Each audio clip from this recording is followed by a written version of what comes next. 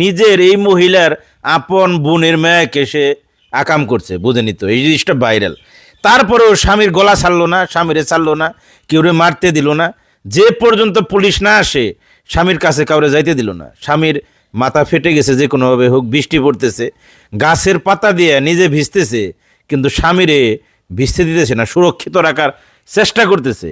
বারবার এই বিষয়টা আমি উপলব্ধি করতেছি দূর থেকে, যে এমনটাও হয় অনেক ক্ষেত্রে। অনেক মহিলা হইলে হয়তো এতক্ষণ নিজের স্বামীরই একটা কিছু কইরা ফেলাইতো ভাই, কিন্তু এত কিছুর পরেও স্বীকার করতেছে স্বামীর ভালো না, স্বামীর চরিত্র ভালো না, স্বামী খারাপ, স্বামী সব স্বামীর আকাম কুকাম এই মহিলা স্বীকার করতেছে। তারপরেও স্বামীরে মারতে দিতেছে না, স্বামীর গলা ছাড়তেছে না, স্বামীরে সুরক্ষিত রাখতেছে, যত্নে রাখতেছে, ভালোবাসায় রাখতেছে। মানে কি বলা যায়, এটাকে কিভাবে ব্যাখ্যা করা যায় আমি জানি না ভাই।